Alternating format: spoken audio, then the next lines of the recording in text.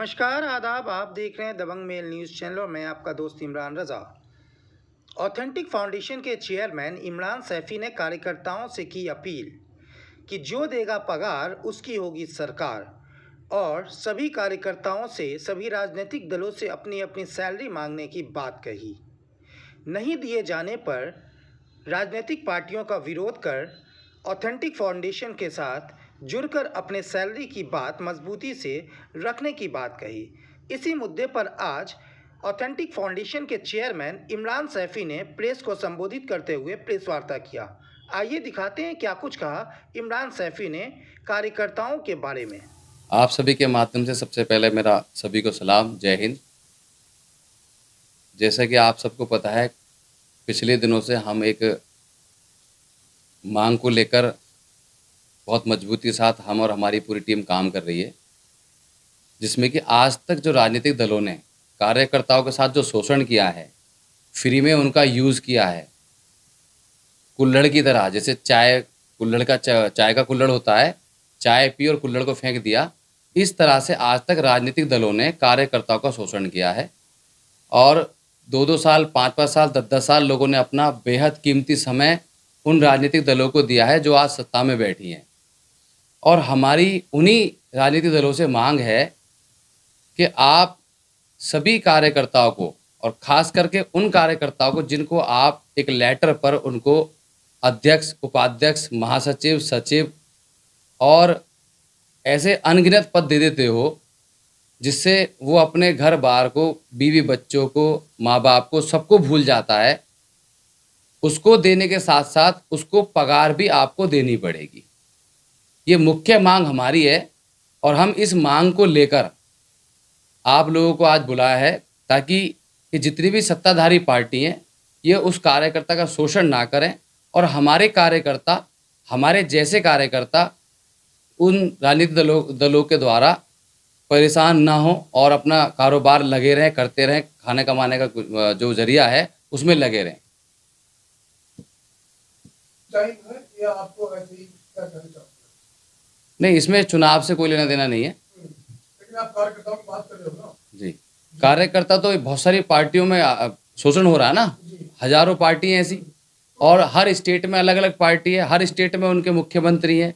ये किसी particular area का मामला नहीं है, ये पूरे देश का मामला है। लेकिन ये सुनहरा अवसर हो गया ना, अभी चुनाव है, आपने मुद्दा उठा दिया, तो सुनहरा अवसर है कार्यकर्ताओं को। जी, हम चाहते हैं हर चीज़ समय के हिसाब से ही मांगी जाती है। आज समय है, आज दिल्ली में चुनाव भी है और भी राज्यों में चुनाव है।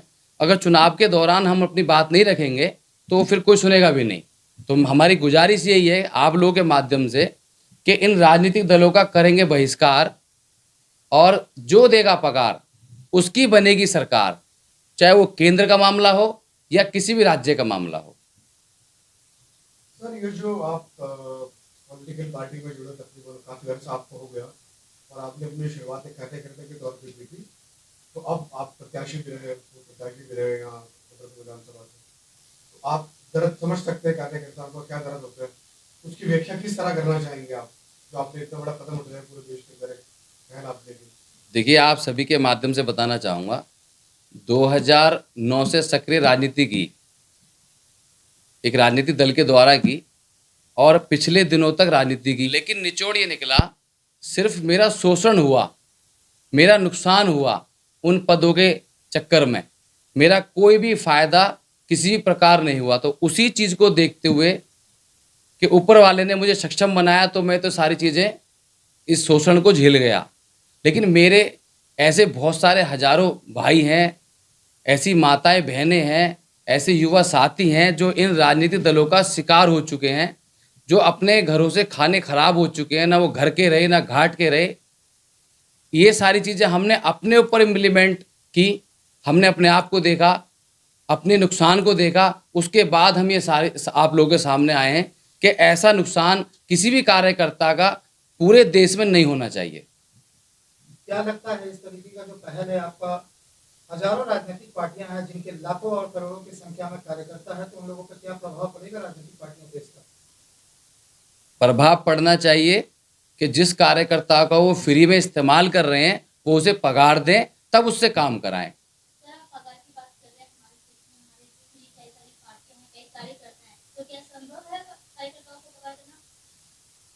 आपने दिल्ली के अंदर देखा है महिलाएं बसों में फ्री सर्विसेज है बसों महिलाओं के लिए।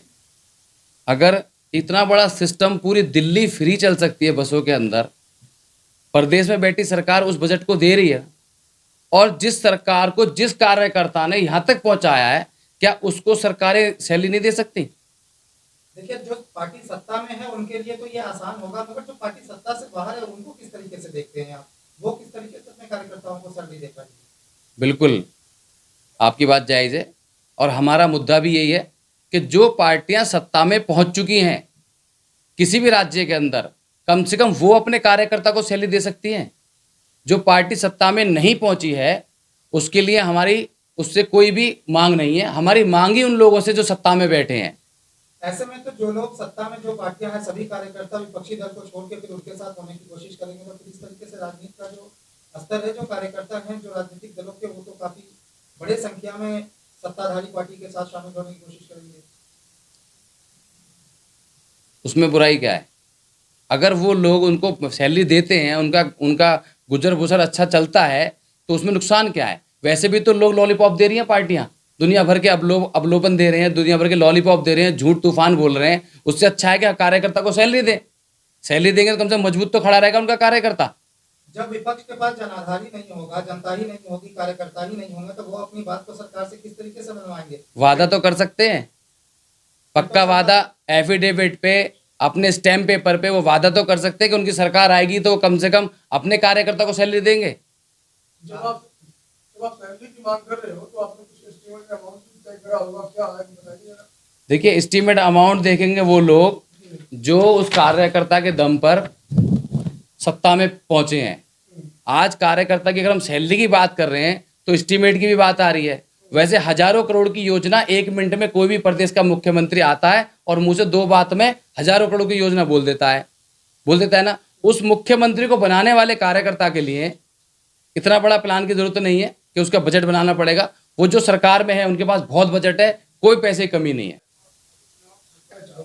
देखिए, मैं आप सभी के माध्यम से इतना बताना चाहता हूं कि ये मुद्दा ना तो चुनाव को देखकर है और ना ही एक इंसिडेंट मुद्दा है कि आज है कल नहीं।